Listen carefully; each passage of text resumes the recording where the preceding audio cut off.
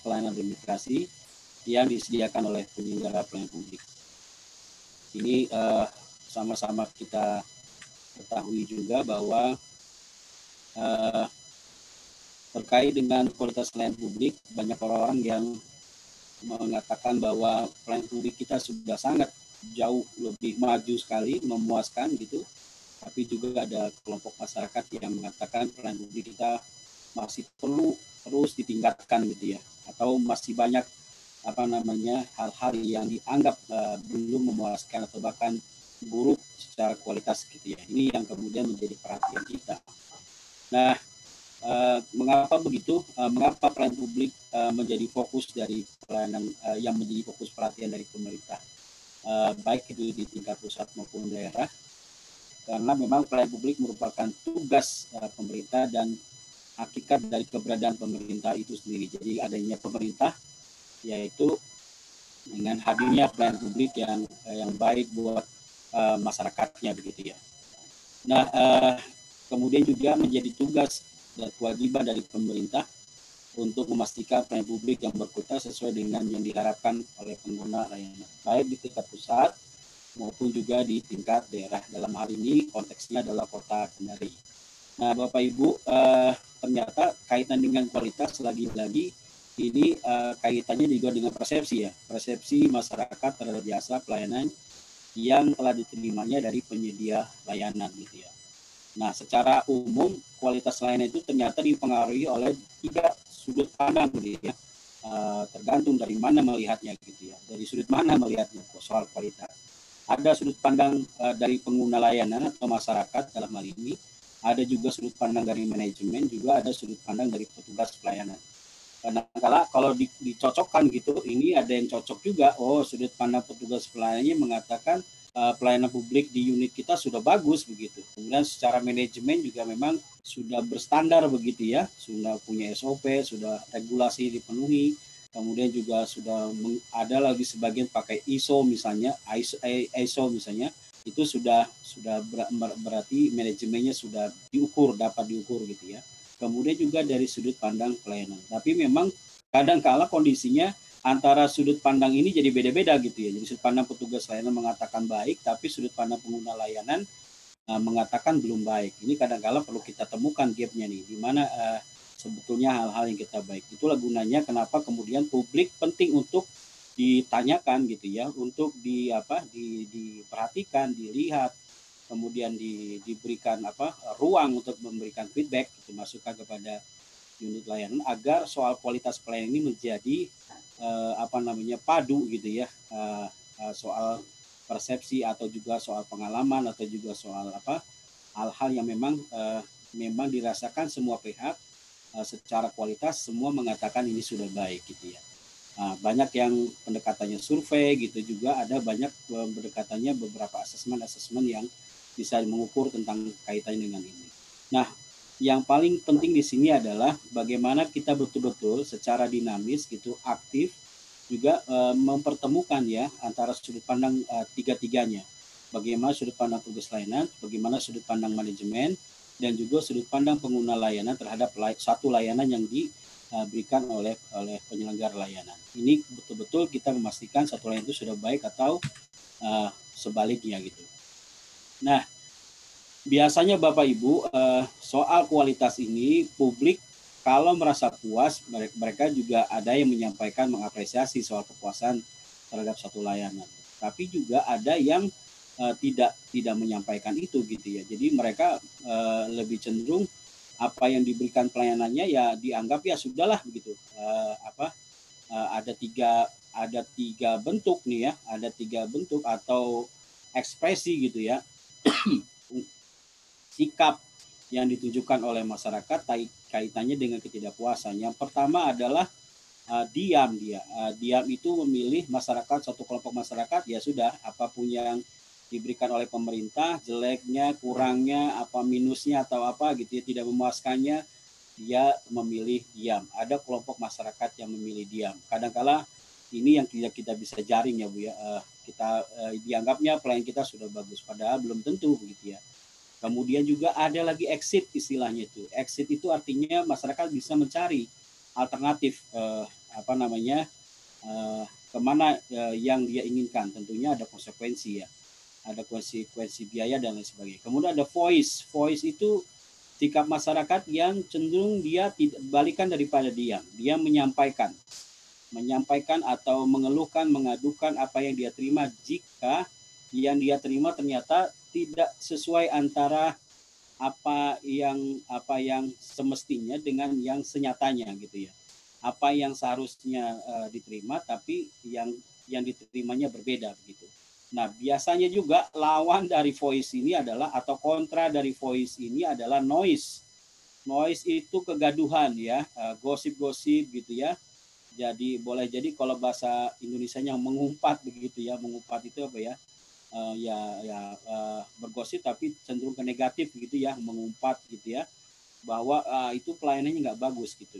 Mereka ingin menyampaikan pelayanannya tidak bagus, tetapi mereka memilih pada jalur yang tidak pada koridornya. Misalnya sekarang pakai sosial media gitu ya, gampang sekali orang melepaskan kata-kata di sosial media gitu, kemudian banyak yang kemudian dirugikan gitu ya. Nah, justru bagaimana kemudian ini kita betul-betul fasilitasi, kita kasih ruang, kita kasih wadah, kasih kanal agar yang semula noise, gaduh gitu, yang semula bergosip gitu ya, itu kemudian bisa dikapitalisasi menjadi voice sebagai suara aduan yang kemudian nanti akan kita konversi, kita rubah dari sekedar mengeluh gitu ya, bergosip kemudian menjadi sebuah keluhan yang bisa kita tindak lanjuti untuk dikaitkan dengan perubahan pelayanan. Ini kaitannya dengan tadi exit, meninggalkan penyelenggara. Kalau dia punya pilihan, punya uang lebih, dia bisa memilih. Misal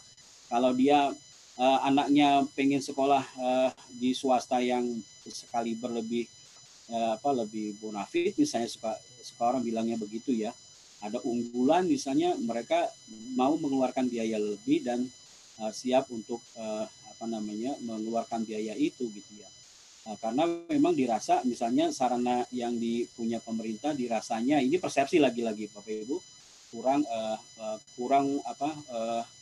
dirasakan kurang begitu ya secara kualitasnya, sehingga mereka memilih misalnya sekolah yang lebih swasta, misalnya yang lebih unggul begitu ya, walaupun berbiaya tinggi. Tentu saja bagi kelompok masyarakat yang memiliki ekonomi cukup ini nggak ada masalah, tapi untuk memilih segala suatu pelayanan publik yang berkualitas dengan unggul tadi gitu, dengan mengeluarkan uang kan tidak juga bisa diakses oleh masyarakat, terutama masyarakat miskin. Akhirnya kelompok miskin ini yang kemudian merasa ya sudah, apa yang ada di pemerintah itu kalaupun dirasa kurang puas juga ya mereka akan tetap melayani itu. Tapi menurut saya situasi sekarang pendidikan kita jauh lebih maju, baik yang dikelola oleh pemerintah sudah sangat maju sekali, bisa berkompetisi tingkat global dan menjadi alternatif utama ya bagi masyarakat kita untuk menggunakan fasilitas atau sarana pendidikan, baik pendidikan, kesehatan juga sudah banyak pilihan masyarakat yang menggunakan fasilitas pemerintah. Kemudian ada lagi yang tadi voice mechanism, mengadukan keluhan. Kadangkala kalau nggak ditampung ini mereka ngeluhnya kemana-mana, bisa jadi aksi demo gitu ya, masyarakat bisa jadi kalau nggak ditampung secara baik gitu ya di jalur yang benar begitu, dalam hal ini adalah pengaduan lapor misalnya, maka ya masyarakat bisa mencari alternatif. Yang paling sering adalah misalnya aksi-aksi gitu, protes-protes. Kadang-kala ini didengar, tapi kadang-kala ya nggak berhasil juga didengar gitu. Makanya sistem pengaduan ini menjadi penting untuk betul-betul memastikan kalau pengaduan disampaikan masyarakat itu betul-betul sampai kepada unit pengelola pengaduan. Nah, Bapak Ibu, saya lewat dulu kaitan dengan pengaduan ini. Ya ini pola pengaduannya itu atau mekanisme komplain itu adalah sebagian dari sistem pelayanan publik untuk memfasilitasi, mengakomodasi pengeluhan dari masyarakat atas pelayanan publik yang diterimanya. Nah, ini kaitannya dengan kemudian juga keluhan masyarakat bisa dikelola dengan baik, transparan oleh penyelenggara, dan berikutnya ini adalah bagian dari sarana fasilitasi ruang dari partisipasi masyarakat. Ini amanah dari Kepres nomor 76 tahun 2013 tentang pengelolaan pengaduan pelayanan publik. Nah, mengapa pengelolaan pengaduan itu penting bagi kita? Pengelolaan pengaduan itu penting untuk dilakukan ya secara profesional gitu ya, bagi aparatur, bagi unit pengelolaan pengaduan di tingkat unit layanan. Pertama adalah sebagai sarana perbaikan layanan publik. Jadi kalau ada yang ngasih input dari masyarakat terkait pelayanannya, maka ini bisa dilakukan perubahan yang mendasar, cepat dilakukan perubahan sesuai dengan masukan dari masyarakat tadi, dan itu artinya akan memperbaiki cara, mekanisme, sistem atau juga kualitas ya keluaran dari produk layanan kita yang bisa diterima oleh masyarakat. Dan ini bagus gitu ya, baik sekali gitu ya. Yang kedua kaitannya dengan peningkatan kepercayaan masyarakat. Jikalau sudah diterima pengaduan itu kemudian diselesaikan dengan sebaik-baiknya, maka orang akan percaya gitu. Dan sebaliknya kalau pengaduan itu masuk kemudian tidak dikelola, nah ini lagi-lagi nih pengalaman. Biasanya orang menghapus pengalaman ini agak berat ya. Pengalaman ini memang perlu dijawab dengan pengalaman. Pengalaman lama biasanya begitu mendalam, begitu nggak bagus segala macam, itu biasanya berat, kecuali dengan pengalaman baru. Jadi perlu ada pengalaman baru yang kita berikan kepada masyarakat bahwa pelayanan publik itu tidak seperti yang dipahami oleh masyarakat yang kebetulan punya persepsi ya kaitannya dengan pelayanan publik itu kurang baik dan lain sebagainya. Nah, kalau itu diselesaikan dengan baik, tentu saja masalah yang ada di masyarakat bisa teratasi, maka dengan otomatis juga percaya sekali masyarakat terhadap paling tidak dua hal. Yang pertama, mekanisme pengaduan yang dikelola oleh unit layanan itu dianggap sebagai sistem yang betul-betul profesional, akuntabel, dan masyarakat percaya atas itu. Jadi kalau kita hanya menerima saja, kemudian tidak memberikan jawaban atas pengaduan, nah terbaliknya nih. Jadi itu mah sistem pola pengaduannya nggak bisa dipercaya gitu, tidak dapat dipercaya gitu ya. Nah ini yang betul-betul kita harus ingat sekali bahwa kalau ada aduan masuk disampaikan masyarakat kepada unit layanan kita, kemudian itu tidak dituntaskan dengan sebaik-baiknya, ada lagi nih pengalaman masyarakat yang akan punya persepsi bahwa aduan kita yang disampaikan ke unit layanan itu percuma karena tidak akan diselesaikan. Percuma saja kita buang-buang waktu, misalnya kasih mengadu tetapi tidak diselesaikan. Ini persepsi yang harus kita jawab dengan persepsi bahwa sekarang pengaduan dijalankan secara profesional dan segala aduan itu dapat dituntaskan secara tuntas, cepat, dan juga kemudian menyelesaikan masalah terhadap masyarakat yang menyampaikan pengaduan tersebut.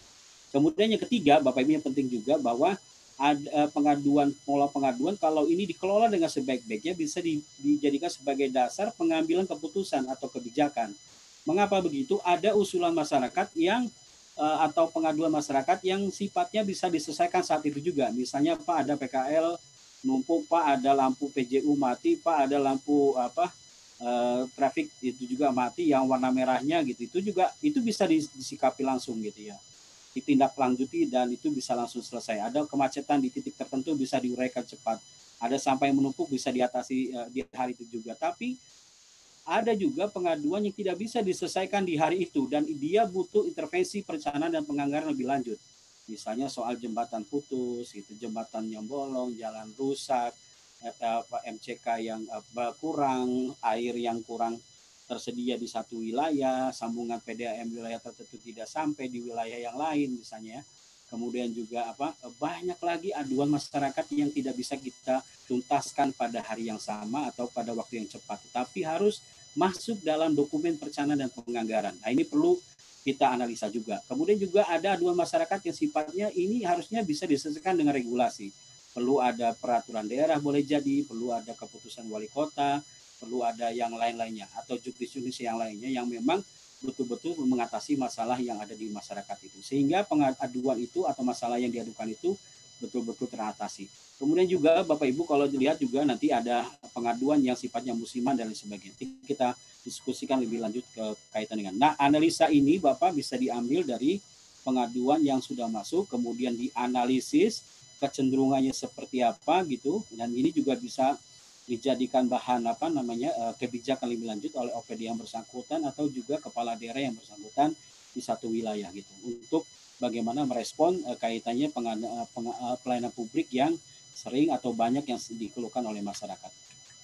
Nah, ini Nah, sekarang di Undang-Undang 25 Bapak Ibu pasal 36 bahwa kewajiban penyelenggara kewajiban menyediakan sarana pengaduan yang penugasan pelaksana kompeten dalam pengelola pengaduan. Jadi ada sarananya dan juga ada pelaksana yang kompeten. Nah, ini kaitan dengan ini Pak Tiro dengan Kemenpan RB dengan dukungan USA Cegah juga sudah membuat rancangan jabatan fungsional rancangannya Bu ya, jabatan fungsional pengelola pengaduan yang di situ nanti adalah pengelola pengaduannya betul-betul profesional yang memiliki keahlian tertentu dan betul-betul bisa menyelesaikan pengaduan secara tuntas, memiliki kompetensi terhadap hal itu gitu ya.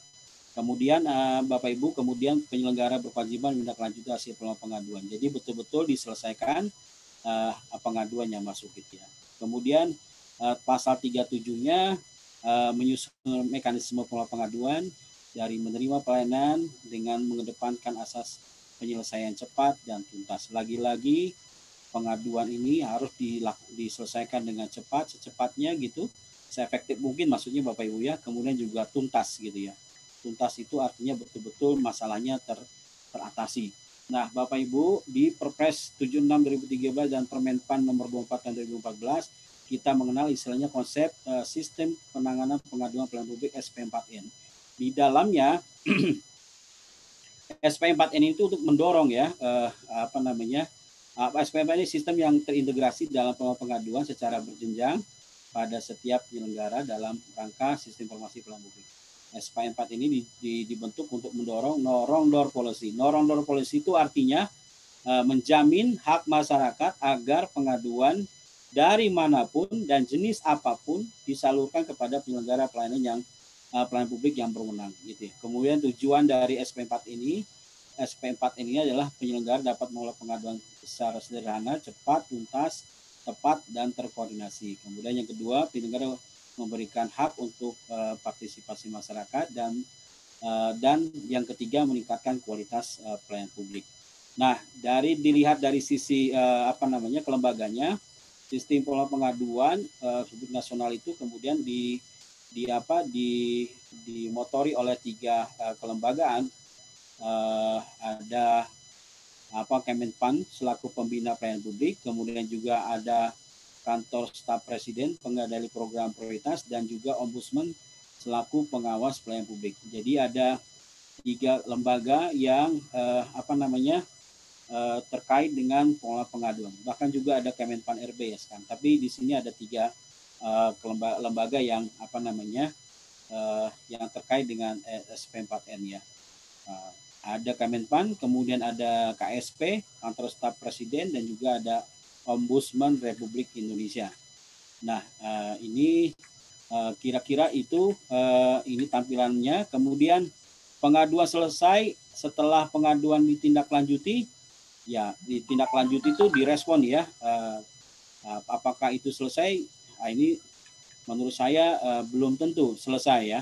Pengaduan yang ditindaklanjuti itu belum tentu selesai karena belum betul-betul memastikan apa yang disampaikan pengaduan oleh masyarakat itu apakah betul-betul diselesaikan secara tuntas atau masih menggantung kalau bahasa masyarakat itu ya, masih menggantung itu antara selesai dengan tidak gitu ya. Belum ada kepastian dalam penyelesaiannya. Nah, itu Bapak Ibu kaitannya dengan pengelola pengaduan. Nah, kemudian terkait dengan SP4N-nya Bapak Ibu, kemudian kami juga akan sampaikan juga kaitannya dengan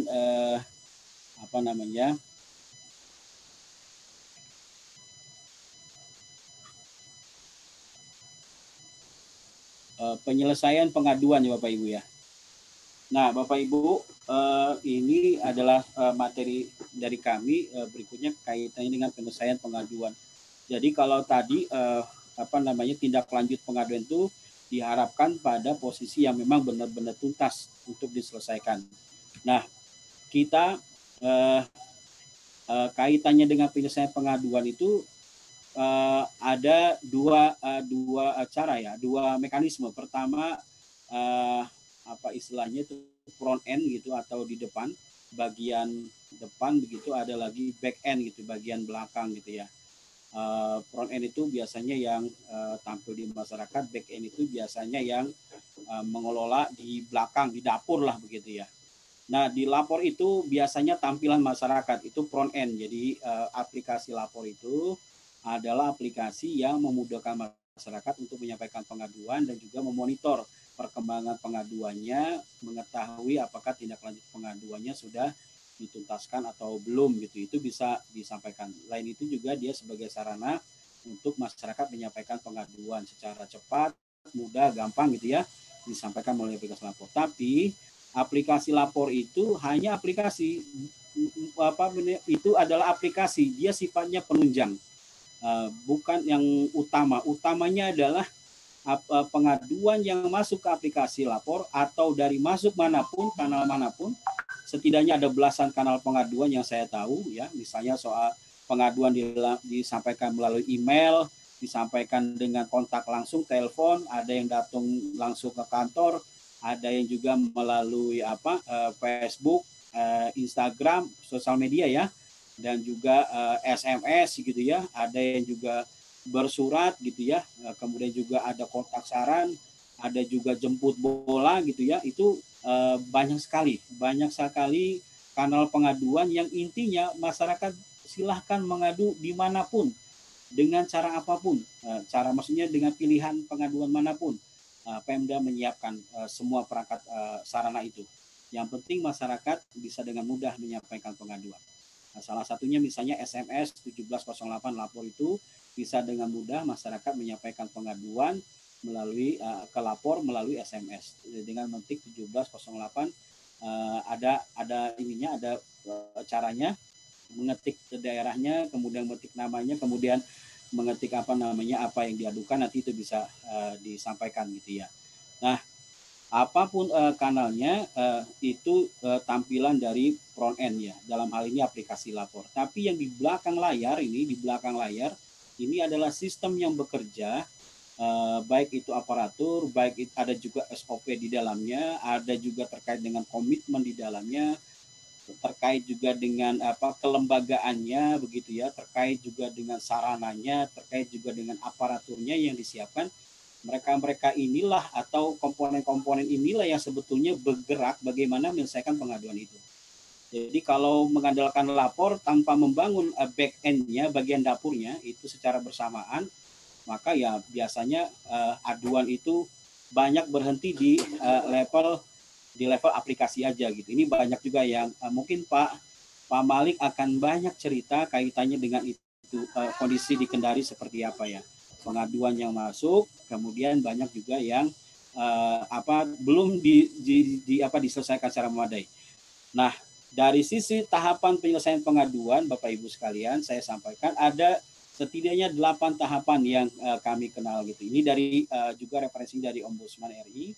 Ada pengaduan yang tadi saya sampaikan, ada pengaduan yang sederhana, itu bisa disampaikan langsung oleh pengelola lapor. Baik Bapak Ibu, terima kasih pengaduannya terkait dengan permintaan informasi nomor sekian tentang regulasi ini, bisa dijawab langsung. Itu referensi nomor sekian, persyaratannya, misalnya kalau terkait persyaratan itu adalah persyaratannya ini gitu ya, apa saja disebutkan. Tapi ada yang perlu kita telusuri lebih lanjut gitu. Itu misalnya aduannya agak berat-berat ya, misalnya Pak ini kok banyak pencemaran di sungai, misalnya kayaknya ada ini deh pencemaran karena pabrik deh. Nah, itu kan aduan yang perlu investigasi, perlu pengawasan ke lapangan gitu, dicek apakah aduannya benar, apakah titiknya benar, apakah limbah yang disebut itu limbah atau hanya air biasa, itu kan perlu ada analisa lebih lanjut. Nah, itu ada aduan yang sifatnya skalanya sedang dan juga berat. Itu biasanya dilakukan di bagian back end tadi. Pertama, memeriksa kelengkapan administrasi laporan, siapa yang menyampaikan pengaduan, nomor KTM handphonenya, nomor emailnya bisa jadi, kemudian juga data pendukungnya. Kemudian menyusun nomor 2, langkah kedua adalah menyusun resume pengaduan. Banyak pengaduan yang pengadu itu kadang-kadang cerita Bu ya, sebagiannya gitu cerita, ada yang ceritanya bagus benar gitu, benar itu maksudnya secara aduannya benar, tapi juga runtut gitu ya, runut itu apa ya, jelas gitu, ada tapi cerita, ada juga pengadu yang itu mutar-mutar gitu, apa gitu intinya gitu ya. Nah, dari yang disampaikan oleh si pengadu itu, biasanya si pola pengaduan itu melakukan resume pengaduan. Sebetulnya apa sih yang diadukan ini gitu ya. Itu yang kemudian perlu diresume. Nah, kalau bagian dari lapor itu biasanya di Kominfo ini juga punya peran ini. Karena kalau masuk bagian ke Kominfo, sebelum disposisi lakukan dulu analisa, resume bukan apa analisa, tapi resume pengaduan. Aduannya sebenarnya apa ini gitu ya. Jangan sampai kadang-kala ada juga tuh teman-teman dari unit, oh Pak aduannya nggak jelas, tapi begitu masuk ke unit kami ini kok kami bingung juga menindaklanjutnya karena pengaduannya nggak jelas gitu ya, belum jelas, maksudnya bingung cara menanggulanginya apa. Nah ini ada tahap 2 yang menurut saya belum clear dilakukan oleh si pengelola pengaduan di tingkat awal. Ini perlu dilakukan lagi. Apa sih sebetulnya aduannya gitu? Kalau kurang bisa diminta lagi kepada si pengadu, minta klarifikasinya, bisa konfirmasinya, bisa data ulangnya, bisa semacam-macamnya yang memang diperlukan untuk bisa kita tindak lanjut. Nah, kemudian ada penyusunan permintaan klarifikasi. Kemudian kita bisa susun kira-kira klarifikasinya kepada siapa, melalui apa, itu bisa kita susun ya, agendanya begitu, rencananya seperti apa. Nah, ini kami menyebutnya ada 3 tahapan, 3 warna biru di atas itu, ini penerimaan gitu ya, menerima gitu ya pengaduan sampai kita menyusun permintaan klarifikasi. Nah, kemudian permintaan klarifikasi ini kita sampaikan kepada para pihak yang diadukan, apakah betul aduannya begini gitu ya. Itu kemudian yang keempat, laporan hasil pemeriksaan, kita kemudian analisa hasil pemeriksaan di lapangannya seperti apa. Kemudian permintaan klarifikasi secara langsung dan tidak langsung ya, bisa yang secara tidak langsung itu bisa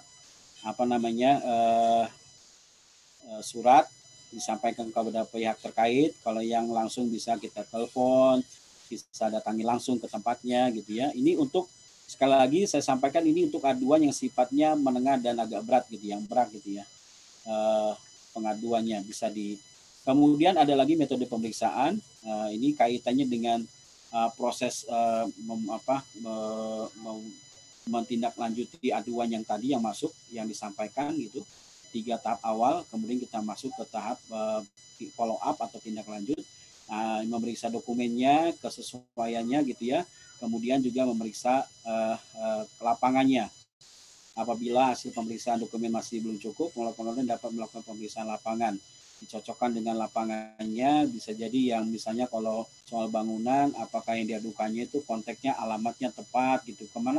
Karena kemarin tuh ada juga tuh pengalaman dari kota Kota Makassar misalnya juga, ini begitu yang diadukan ternyata alamatnya beda gitu ya. Itu kita perlu pastikan di lapangan Bapak Ibu. Jadi tidak bertumpu pada pengaduan yang disampaikan saja oleh masyarakat, tapi betul-betul kita cek ke lapangan untuk memastikan sinkronnya data yang diadukan itu dengan kondisi senyatanya yang di lapangan gitu ya. Nah ini kegiatan lapangan, bus lapangan dilakukan meminta keterangan kepada pengadu, kemudian juga serta meminta salin dokumen surat-suratnya. Juga petugas pengelola pengaduan dapat melakukan pengamatan langsung ke lokasi. Kemudian ini saya lewat. Kemudian setelah ada pertemuan, misalnya kita sudah lakukan pengecekan benar adanya, maka mempertemukanlah kedua belah pihak ini, antara yang dikomplain dengan yang terkomplain begitu. Nah ini untuk menemukan kira-kira titik temunya di mana begitu ya. Dalam rangka menemukan penyelesaian pengaduan atas dasar komitmen kedua belah pihak. Jadi memang petugas pengelola pengaduan sampai level ini Bapak Ibu melakukan tahapan dalam rangka untuk menyelesaikan satu aduan. Jadi kita tidak bisa melepas begitu saja, tapi memang kita kawal betul agar ditemukanlah ke para pihak ini sampai ada komitmen bahwa kedua belah pihak untuk menyelesaikan pengaduan tersebut. Kemudian ada fasilitasi tentu saja dipimpin oleh petugas pengelola pengaduan yang dihadiri oleh para pihak. Kemudian sampai kepada komitmen yang ada pada saat fasilitasi dituangkan dalam berita acara hasil kesepakatan. Sejauh ini ada berita acara yang dibuat, salah satunya di Kota Semarang, saya pernah dengar begitu. berita acara hasil penyelesaian pengaduan, mempertemukan kedua belah pihak, kemudian diupload ke lapor juga gitu. Jadi itu bentuk bahwa bukti bahwa aduan tertentu ini sudah diselesaikan dengan berita acara diantaranya gitu ya. Kemudian ada lagi yang ketujuh, mediasi atau dan juga konsiliasi. Itu kalau yang tahap fasilitasi nggak selesai gitu ya, intinya kalau ada yang dua belah pihak ada yang tidak puas salah satunya, ya bagaimana terus dilakukan penyelesaian yang sifatnya non litigasi. Jadi berharap tidak penyelesaiannya di luar jalur meja hijau lah gitu. Ini pasti dalam rangka menyelesaikan secara kekeluargaan begitu ya. Kalau mediasi maka perlu ada ahli mediator di tingkat daerah, perlu ada sertifikasi mediator. Tapi kalau konsiliasi bisa dilakukan oleh pengaduan yang belum sertifikat juga, belum bersertifikasi sebagai mediator. Kalau mediator itu biasanya ada sertifikasi kalian sebagai mediator. Kalau ada daerah di daerah punya aparatur yang punya sertifikasi itu, diperbantukan untuk mempertemukan dua belah pihak ini. Kemudian saya lanjut saja. Kemudian kaitannya dengan penutupan pengaduan Bapak Ibu. Penutupan pengaduan ini bisa dilakukan kaitannya dengan bisa ditutup pada tahap seleksi administrasi. Tutup pengaduannya kalau laporan yang diadukan itu tidak melengkapi persyaratan yang telah ditentukan. Kita minta melampirkan KTP, misalnya kita minta melampirkan dokumen pendukung. Kalau enggak dokumennya pendukung enggak dilengkapi, Bapak Ibu, kita yang keliru juga ya, salah juga. Nanti menindaklanjuti sesuatu yang sebetulnya secara aduan bukan aduan gitu ya. Kita menghindari itu. Kita cek betul gitu. Kemudian seleksi substansi, kira-kira laporannya tindakan itu bila substansi dilaporkan bukan wewenang kita, tapi ini wewenang yang lain. Kalau di aplikasi lapor mudah sekali. Kalau di aplikasi mudah sekali, jadi kita tinggal menutup kita bukan kewenangan, tapi kita menyarankan untuk aduan ini ditindaklanjuti oleh unit yang lain atau OPD yang lain yang terkait dengan aduan. Biasanya kalau kita tutup, kemudian kita kirim lagi, kita submit lagi, biasanya lari ke Kominfo lagi tuh. Bukan lari, masuk ke Kominfo lagi. Di Kominfo nanti akan mendisposisi lagi saran, memperhatikan saran dari OPD yang bukan kewenangan tadi dan mendistribusikannya atau disposisikannya ke unit yang disarankan juga, yang disarankan oleh OPD tersebut jika memang itu memang relevan dan sesuai dengan tupoksinya gitu ya. Yang ketiga atau yang tahap pemeriksaan, bisa jadi tutup pada saat pemeriksaan. Bila pengaduan menyatakan mencabut laporan, ya Pak, saya nggak menyampaikan aduan lagi ya karena menurut saya itu sudah selesai. Saya merasa tidak perlu menindaklanjuti aduan saya dan saya mau mencabut. Itu juga bisa selesai gitu. Tutup pengaduannya. Kemudian yang ketiga terakhir adalah bila saran yang tindak lanjut yang disampaikan oleh pengaduan telah ditindaklanjuti oleh pelaksana pelayanan publik. Biasanya itu biasanya sudah hasil gitu Pak ya, sudah ini sudah selesai gitu. Sudah ditindaklanjuti apa yang diadukan oleh masyarakat. Nah, ada 5 syarat penutupan sebuah laporan masyarakat. Jadi supaya masyarakat senang tadi, kalau kata Mbak Indira tadi, masyarakat senang, bahagia, percaya terhadap sistem pengaduan yang di Bapak Ibu bangun, dan juga percaya terhadap kualitas layanan publik yang Bapak Ibu berikan ke masyarakat dalam pengaduan. Untuk menutup dalam pengertian selesainya satu aduan itu dilihat, diukur dari atau bisa diidentifikasi dari 5 hal. Yang pertama, terdapat keadaan di mana pengadu tidak dapat memenuhi persyaratan laporan. Ini jadi kalau masyarakat, kenapa nggak diselesaikan? Bapak Ibu nggak menyampaikan nomor handphonenya, Bapak Ibu nggak menyampaikan lampir-lampirannya, sehingga bagi kami sulit untuk menindaklanjuti aduan Bapak. Karenanya aduan Bapak kita tutup. Itu bisa artinya bisa dipertanggungjawabkan. Baru kita tutup. Kemudian ada substansi masalah yang dilaporkan bukan kewenangan, tadi juga sudah disinggung. Yang ketiga adalah permintaan dari pengadu, tadi sudah disinggung juga. Kalau memang pengadu udah Pak, saya merasa ini sudah selesai, ditutup saja, saya tidak menindaklanjuti pengaduan saya, dianggap ini selesai, itu juga selesai. Yang keempat, tidak ditemukannya penyimpangan atau kasus sebagaimana dilaporkan, berarti kan hasil monitoring ke lapangan, pengawasan, mengecek, memastikan bahwa itu tidak ada penyimpangan dan memang ternyata aduannya tidak benar misalnya, itu otomatis sudah ditutup. Kemudian yang kelima, laporan sudah memperoleh penyelesaian dari penyelenggara atau pelaksana publik. Selain itu tidak diatur ya, tidak diharapkan tiba-tiba ditutup atau secara sistem ditutup. Nah, aplikasi lapor memang Bapak Ibu, kalau kita pertama kali masuk pengaduan, lalu kita menyampaikan terima kasih pengaduan Bapak sudah masuk, kami akan respon, kami akan tindak lanjuti, dan kami akan informasikan ke Bapak Ibu kaitannya dengan penyelesaian pengaduan ini. Kalau cukup berhenti di situ Bapak Ibu, kemudian di aplikasi sudah berwarna kuning, sementara si pengadu tidak lagi memproses, biasanya 10 hari sudah dinyatakan tertutup gitu secara sistem dan berubah menjadi hijau. Jadi kalau merah itu aduan yang masuk belum disposisi, kuning itu aduan yang sedang dalam proses, hijau itu pengaduan yang dianggap sudah selesai. Sekali lagi, warna hijau itu adalah warna green light itu, atau warna di penanda di lapor itu di aplikasi lapor. Artinya kalau warna hijau itu pengaduan sudah selesai. Warna hijau, bukan warna yang lain. Nah, ini mohon perhatian. Kemudian ya, itu semua lima kategori ini kita betul-betul pahami dan mantapkan bahwa kalau kita ingin berkomitmen, ingin menyelesaikan pengaduan, setidak-tidaknya 5 alasan ini harus muncul gitu. Apa karena persyaratannya kurang, bukan kewenangan kita, permintaan dari pengadu, memang tidak ada penyimpangan atau kasus yang diadukan sebagaimana diadukan, dan yang kelima sudah diselesaikan. Nah, kalau 5 kategori ini dimiliki oleh pengaduan saat menyelesaikan pengaduan, maka masyarakat insya Allah akan merasa sistem ini bekerja. Sistem pengaduan ini memang akuntabel dan profesional. Demikian juga kapasitas dari aparatur di OPD kita juga akan dianggap sebagai responsif begitu ya. Kemudian juga benar-benar membantu kebutuhan masyarakat dan menyelesaikan masalah yang ada di masyarakat gitu ya. Nah, ini tentu saja efeknya seperti sudah kita sampaikan tadi, percaya, kemudian juga lebih menyukai lah, mencintai dari pelayanan dari unit tersebut, dan implikasinya juga kepada pimpinan yang lebih tinggi ya, dipercaya bahwa kepala daerah ini memang luar biasa merespon masyarakat dan seterusnya. Nah, itu menurut kami dalam prinsip yang harus kita betul-betul pegang saat penyelesaian pengaduan.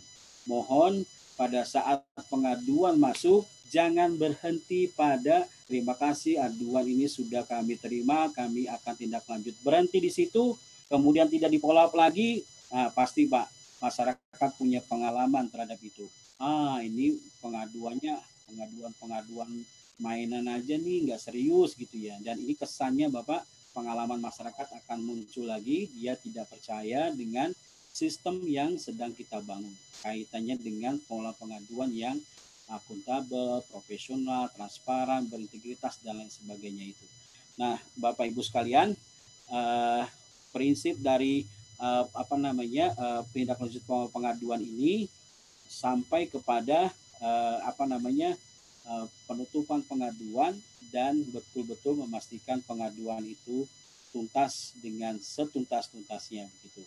Nah, kira-kira itu Bapak Ibu yang dapat saya sampaikan kaitannya dengan tindak lanjut penyelesaian pengaduan. Yang perlu Bapak ingat adalah jangan sampai aplikasi lapor membaca warna hijau itu sebagai bentuk penyelesaian pengaduan itu karena sistem gitu ya, tapi betul-betul karena memang kinerja kita sudah menyelesaikan pengaduan. Kalau perlu, sebaiknya Bapak Ibu bisa lampirkan foto before after gitu ya. Dulu yang dikomplain sampah menumpuk, ya kita potret sebelum terjadi perbaikan begitu, setelah diangkut bersih dipoto lagi gitu. Tapi ada lagi besoknya ya, biasanya begitu. Ada yang macet, awal kita foto, setelah macet terurai kita foto lagi, udah selesai. PKL numpuk, bisa kita foto awalnya, kemudian kita bisa urai, bisa foto lagi gitu ya. Kalau sifatnya mempertemukan para pihak, ada dokumen yang kita sampaikan, misalnya di aplikasi lapor itu memungkinkan foto dokumen bisa masuk sebagai bukti bahwa kita sudah menyelesaikan pengaduan dengan sebaik-baiknya dan setuntas-tuntasnya. Demikian dari saya kaitannya dengan itu. Silakan Bapak Ibu, mungkin kita bisa sharing dulu pengalaman begitu ya, mungkin ada juga kendala. Pak Malik mungkin ada tanggapan, dan teman-teman juga pola pengaduan itu semua tingkat, baik itu di unit maupun di OPD. Ya, monggo Bapak, ada Pak Julius di sini, kita bisa sharing bersama. Dia mau bertanya, memberi tanggapan, silakan sampaikan pertanyaannya, tanggapannya, nanti kita bisa sharing bersama. Silakan Bapak Ibu.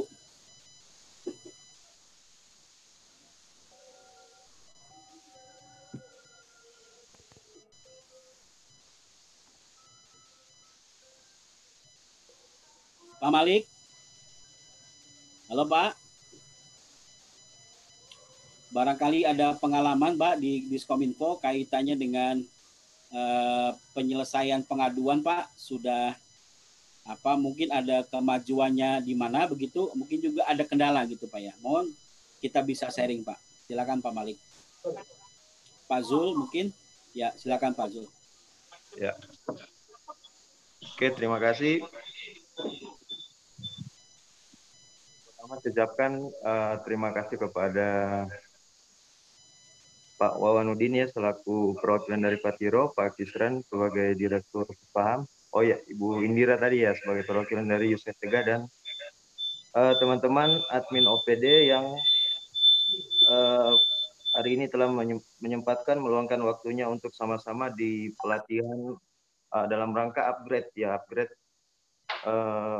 kapasitas kita sebagai pengelola lapor. Kenapa saya katakan upgrade? Karena latihan sebelum-sebelumnya ya kita sudah adakan ya. Ini mungkin sebagai semacam flashback kembali ya. Jangan sampai apa yang kita sudah dapatkan dari sebelumnya itu kita terlupa. Sebelumnya saya sampaikan sedikit mungkin untuk teman-teman admin di OPD ya, mungkin hari ini masih belum banyak yang bergabung ya, mungkin karena undangannya juga kemarin agak mendadak, jadi mungkin teman-teman admin yang lain tidak ada persiapan ya, atau tadi ada beberapa juga OPD yang mengeluhkan kendala jaringan dia di OPD-nya.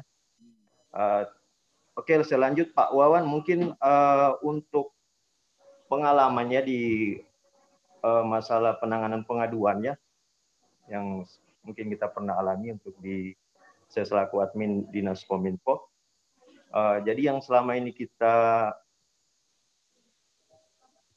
sering temui itu adalah masalah tindak lanjut di teman-teman di OPD. Ya.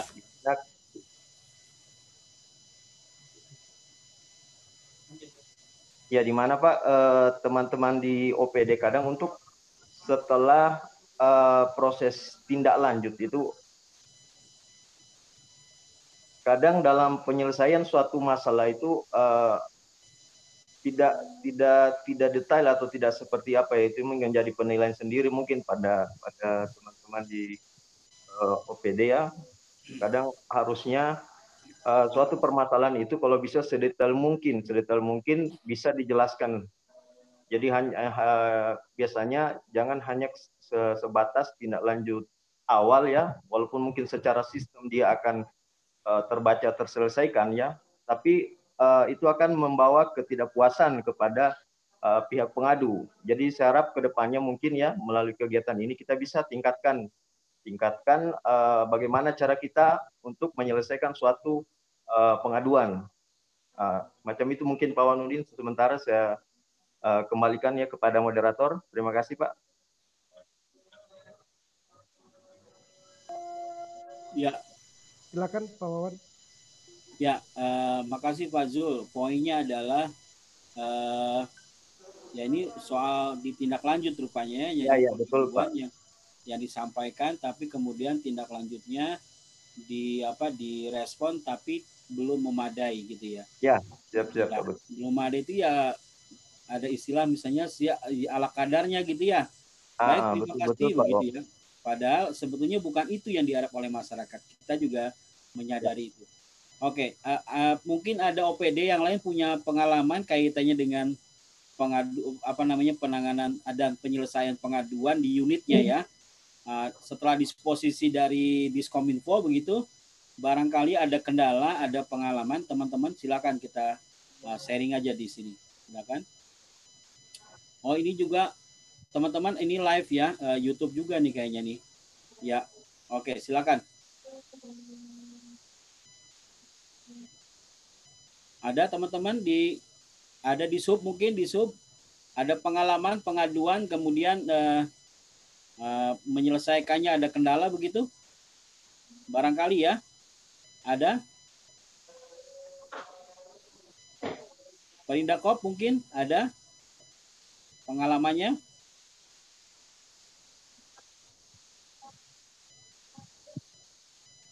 Oke, baik Pak Zul, saya respon saja tadi. Nanti Pak Julius juga mungkin bisa nambahin bahwa ya itu dia. Memang kendala utama dari pengaduan itu adalah bagaimana pengaduan itu diselesaikan. Betul Bapak Ibu, dan lapor itu sekali lagi saya sampaikan dia adalah media, sarana. Tapi yang paling penting adalah para pihak, kelembagaan di belakang itu yang bekerja untuk menyelesaikan pengaduan itu. Itu butuh sistem, butuh ada regulasi. Di beberapa tempat udah ada SK-nya, SK pengelola pengaduan di setiap unit yang ditugaskan khusus menangani pengaduan. Kemudian juga ada SOP-nya, ada kode etiknya, kemudian juga ada bisnis prosesnya, kemudian juga ada rapat rutinnya dengan pimpinan begitu, melihat perkembangannya, melihat tindak lanjutnya, dan kemudian juga termasuk juga sarana dan juga program-program untuk bagaimana pengaduan itu bisa diketahui oleh masyarakat kanal pengaduan kita. Jadi poinnya Bapak Ibu memang ini perlu komitmen bersama, baik di tingkat kepala dinas, kalau di OPD di kepala camat dalam hal ini di tingkat kecamatan gitu ya, kemudian juga kelurahan dan seterusnya sampai dengan wali kota tentunya. Dan ini komitmen ini ya harusnya tertuang dalam regulasi ya, regulasi yang dibuat ada struktur kelembagaannya, ada peran fungsi masing-masing sehingga pengelola pengaduan ini tidak hanya sebagai operator lapor saja, tetapi juga dia betul-betul sebagai pengelola pengaduan yang bertugas menyelesaikan pengaduan itu. Nah, memang tugas salah satu yang bisa saya contohkan misalnya banyak di tempat ya di daerah yang sudah punya unit khusus. Tugasnya memang menyelesaikan pengaduan misalnya di kota ya, ya kota Makassar misalnya yang khusus di Dukcapil di kota Makassar misalnya ya gitu ya. Itu dia fokus untuk mempertemukan para bidang kaitannya dengan kalau ada pengaduan yang masuk di dinas kependudukan. Jadi memang koordinasi, termasuk juga di dalamnya ada kepala dinas di situ. Jadi bisa koordinasi dan bisa ada pengambilan kebijakan untuk bagaimana penyelesaian pengaduan itu dilakukan gitu ya.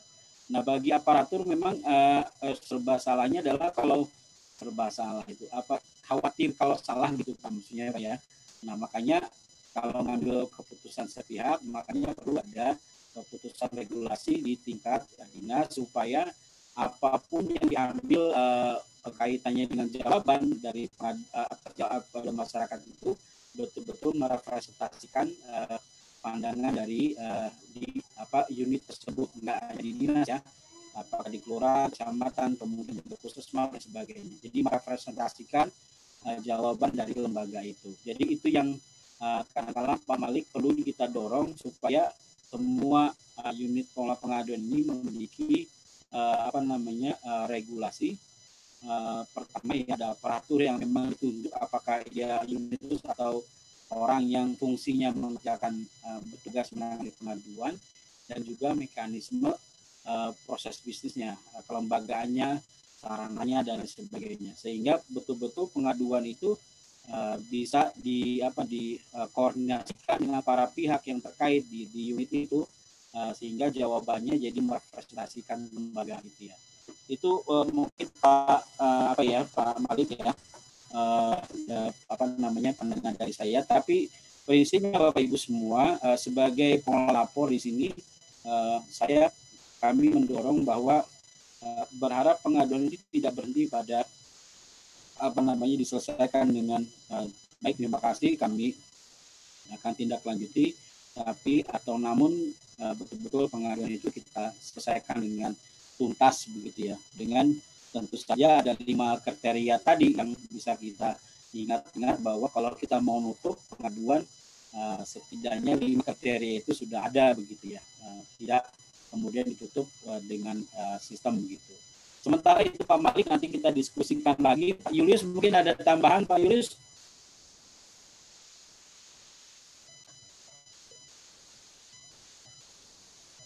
Cukup Pak, cukup, lanjut, cukup. Oke. Ya. Oke teman-teman, masih ada lagi yang kasih tanggapan atau pertanyaan kaitannya dengan penyelesaian pengaduan? Ya, ya, saya rasa sudah paham semua Pak Julius ini, sudah ya tinggal nampaknya tinggal dieksekusi, diimplementasi ya. Mudah-mudahan pola pengaduan kita lebih responsif lagi, tuntas gitu, menyelesaikan pengaduannya secara cepat, sederhana gitu, simple, dan juga betul-betul tuntas gitu ya, sehingga masalah masyarakat bisa teratasi. Baik, itu materi dari saya. Selanjutnya silakan saya kembalikan ke Pak Kisra, nanti ada materi Pak Julius. Silakan Pak Kisra. Terima kasih Pak Wawan. Bapak Ibu sekalian, ini sudah penyampaian materi dari Pak Wawan sudah selesai. Mungkin ada tambahan dari Pak Julius? Pak, bagus sudah. Ya. Apakah masih ada waktu untuk jika ada interaksi dari peserta lain Pak Wawan? Nah, itu Pak Julius materinya, Pak Julius. Oh ya, oke, kalau nanti ya. Ya, kalau begitu kita langsung saja ke Pak Julius untuk mendengarkan materi beliau terkait dengan tata cara penanganan pengaduan. Silakan Pak Julius. Baik.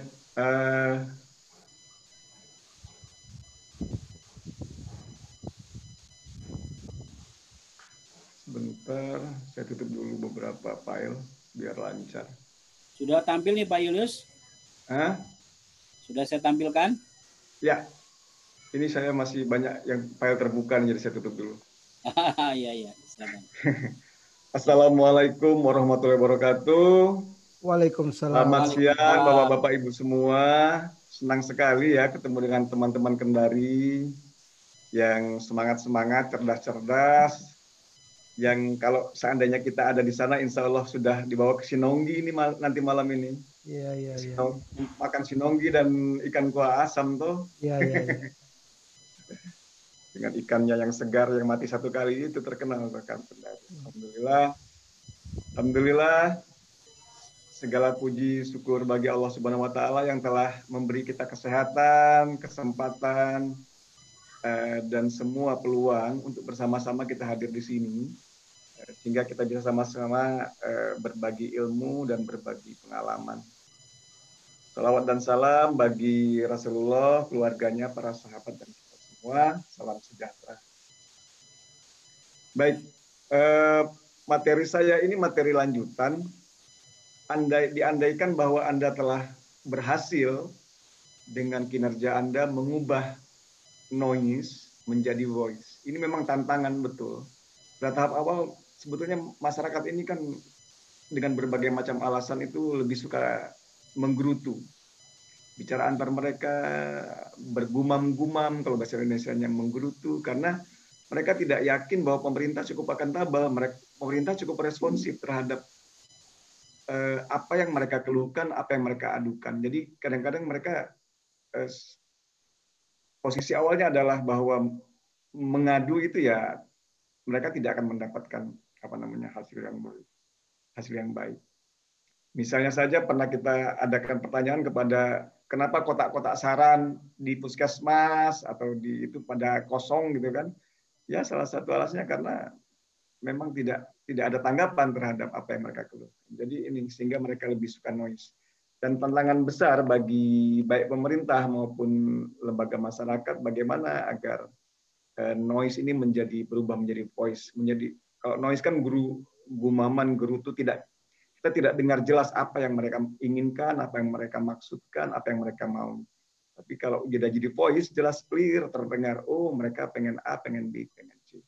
Namun jika noise ini voice ini tidak ditanggapi dengan akuntabel, maka lama-lama mereka akan kembali lagi menjadi penggerutu saja. Nah, ini tantangannya bagi kita semua. Baik. Nah, sekarang materinya adalah bagaimana mengubah kebijakan, bagaimana mengubah aduan menjadi kebijakan publik. Di negara-negara yang sudah maju, salah satu feedback dari RPJMD mereka, rencana strategis mereka, dan rencana kerja tahunan mereka itu adalah justru dari pengaduan. Jadi semakin maju sebuah negara, biasanya semakin bertumpu mereka bagaimana kebijakan-kebijakan mereka mengacu juga kepada pada pengaduan masyarakat. Di samping kebijakan itu mendasarkan diri pada isu-isu strategis yang ada yang mereka hadapi. Jadi ada isu strategis yang mereka pecahkan, tapi juga ada aduan-aduan masyarakat yang betul-betul suatu yang real sehari-hari dihadapi oleh masyarakat. Dan hal ini akan, jika ditanggapi dengan serius, akan memperkuat, mempertinggi akuntabilitas dan kepercayaan trust masyarakat terhadap sebuah pemerintahan atau sebuah layanan publik. Baik. Nah, kebijakan publik, apa pengertian kebijakan publik? Kebijakan publik adalah kebijakan atau keputusan yang dibuat oleh pemerintah atau lembaga pemerintah untuk mengatasi permasalahan. Pertama, mengatasi permasalahan, kedua, melakukan kegiatan untuk mencapai tujuan tertentu. Ini sesuai dengan Permen Pan RB nomor 4 2007.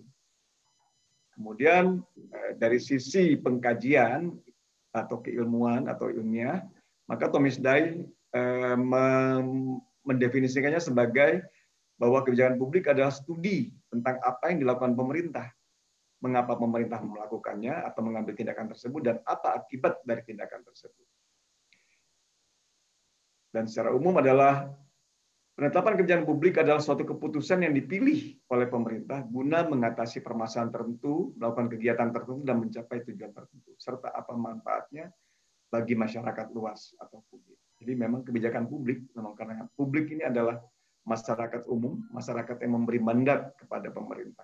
Jadi sebetulnya kebijakan bagaimana agar masyarakat ini secara mendasar itu kemudian terpuaskan, artinya mereka meningkat kualitas kehidupannya, baik kesejahteraannya maupun perilaku kehidupan sehari-hari atau sarana-prasarana yang mereka dapatkan untuk menjalankan kehidupan sehari-hari.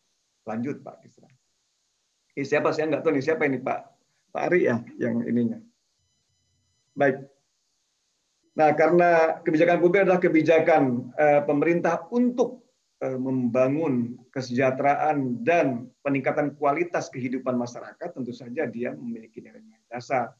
Yang pertama, kebijakan publik tersebut harus bersifat cerdas, dalam arti dia memecahkan masalah yang dapat dipertanggungjawabkan kepada publik. Dia memecahkan masalah dan dia dapat dipertanggungjawabkan kepada publik.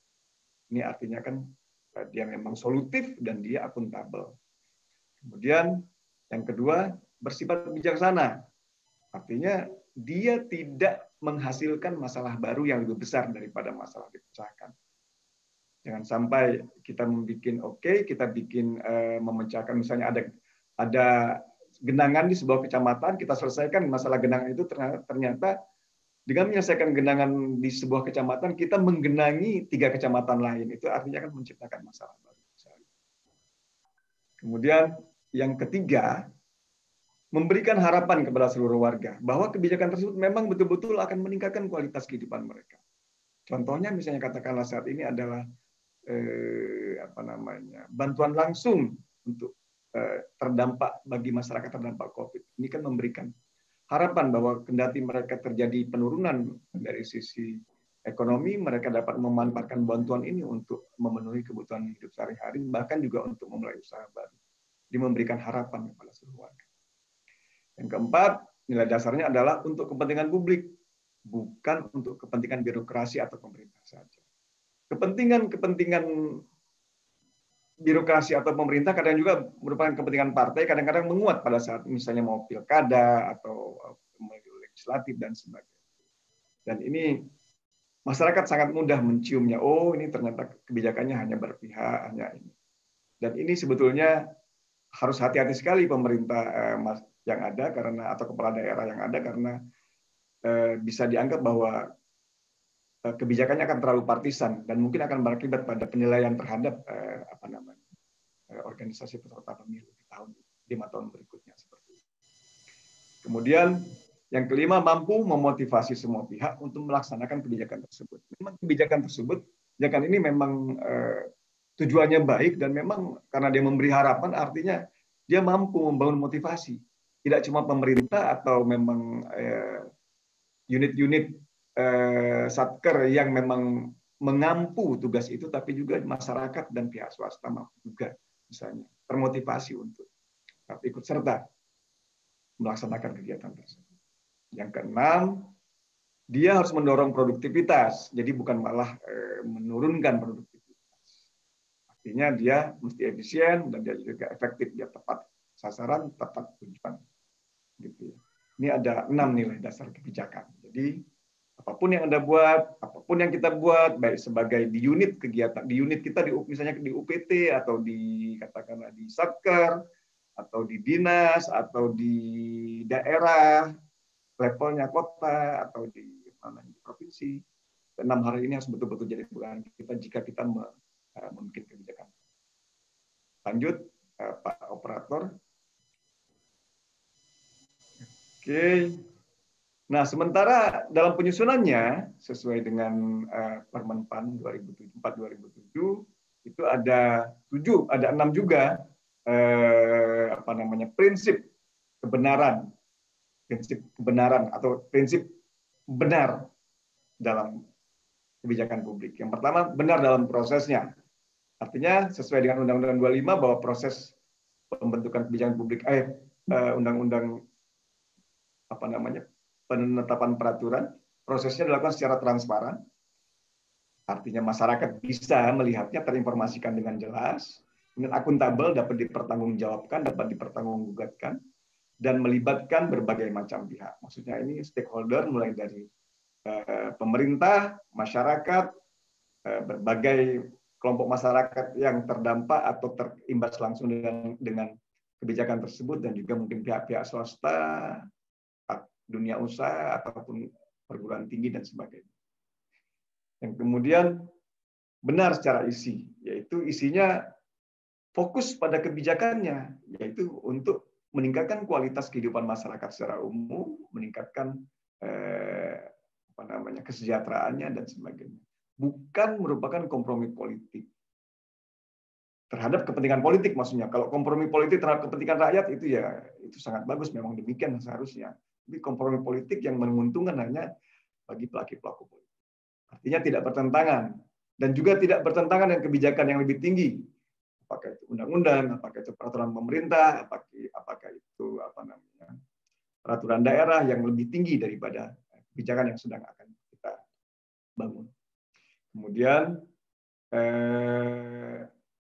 benar secara isi adalah benar juga dari sisi waktunya, prosesnya, dan cara implementasinya. Kemudian benar secara politik etis, yaitu mengakomodasi semua pihak yang terkait dengan kebijakan dan menerapkan prinsip-prinsip governance. Ini sebetulnya agak mirip dengan partisipasi ya, partisipasi yang melibatkan semua pihak, tidak cuma kelompok-kelompok tertentu saja, sehingga memang secara etis dia memang merupakan representasi dari keterwakilan warga, keterwakilan stakeholder. Kemudian benar secara hukum, bahwa secara kaidah hukum dia benar dan memberi batas-batas yang jelas, kemudian tidak tumpang tindih dengan peraturan lain dan sebagainya. Kemudian benar secara manajemen bahwa isi kebijakan bersifat sistematis dan memang dapat dijalankan, layak dijalankan dan dapat dijalankan secara manajemen. Kemudian benar secara bahasa, yaitu menggunakan bahasa Indonesia yang baik dan benar, meskipun kebijakan tersebut dengan kerjasama asing. Artinya bagaimana agar makna-makna yang dimuat, yang dikandung dalam bahasa yang digunakan tidak sedapat mungkin tidak multitafsir. Kira-kira. Ini ada 6 jadi prinsip penyelenggaraan kebijakan publik. Lanjut, Pak Operator. Hari ya. Good. Oke. Sementara dari segi sifatnya dia ada yang strategis atau politis, ada manajerial dan ada yang teknis sekali. Yang strategis politis ini kalau di kita itu mungkin seperti RPJMN, RPJMD ya, yang visi misi kepala daerah, visi misi presiden seperti itu.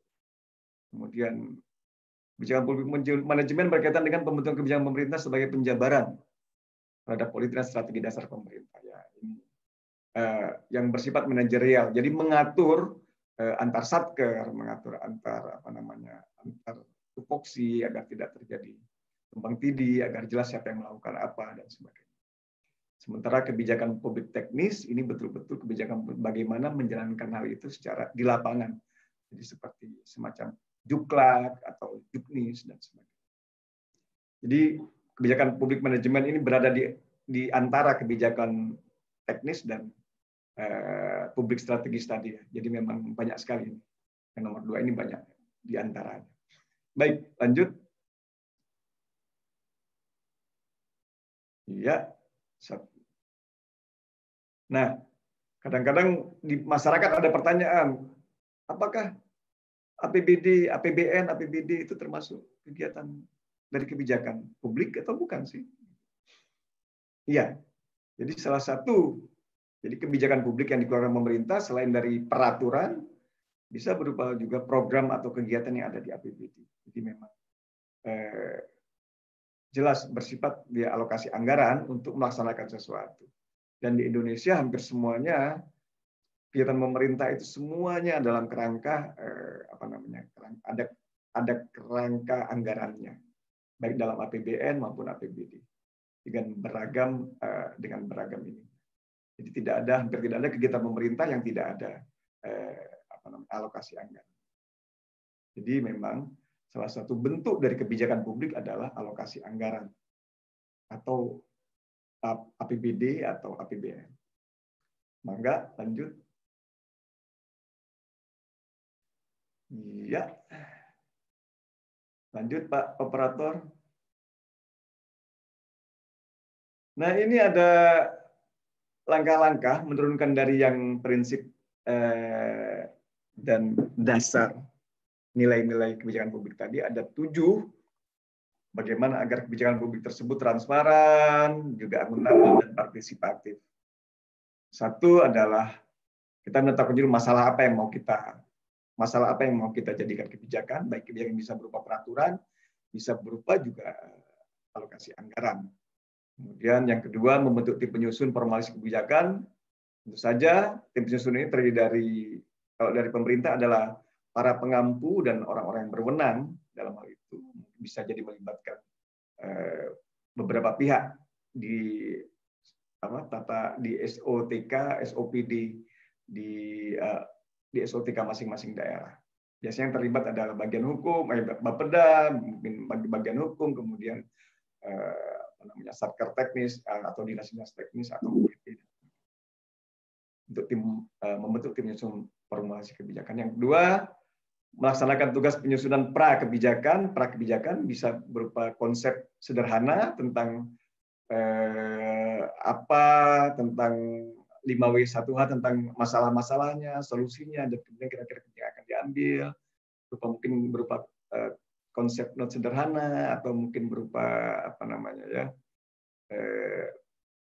ringkasan kebijakan sederhana dan sebagainya. Jadi yang menjadi dasar tapi sudah memuat poin-poin penting kenapa kebijakan, apa masalah yang akan dipecahkan dan bagaimana cara memecahkannya seperti itu. Dan yang keempat, Setelah itu terjadi, kita sudah punya konsep awalnya, kita menyelenggarakan forum diskusi publik. Karena diskusi ini mengundang sangat banyak pihak, terutama stakeholder atau orang-orang, pihak-pihak yang memiliki kaitan, baik dia bisa sebagai beneficiaris maupun dia orang yang terdampak nantinya dari atau mungkin pengampu dari masalah itu. Sehingga bisa ini pertemuan multi pihak yang mendiskusikan konsep awal tadi, dan tentu saja memberikan masukan-masukan kira-kira apa saja yang perlu dimasukkan ke dalam kebijakan tersebut, apa yang saja yang perlu dibatasi, apa saja yang perlu dieliminasi, dan sebagainya. Dari masukan di diskusi publik, kemudian dirumuskan draft final pertamanya, sehingga semua masukan, semua pertimbangan-pertimbangan yang sekiranya dianggap baik itu dimasukkan ke dalam menyempurnakan tugas draft awal tadi. Yang keenam FGD Focus Group Discussion. Bedanya dengan diskusi publik adalah FGD adalah lebih terbatas sifatnya dan berupa orang-orang yang betul-betul ahli di bidang yang dikuasainya, sehingga dapat memberikan masukan yang cukup tajam terhadap rumusan draft final tadi. Seperti itu. Biasanya FGD tidak lebih dari 15 orang atau 20 orang.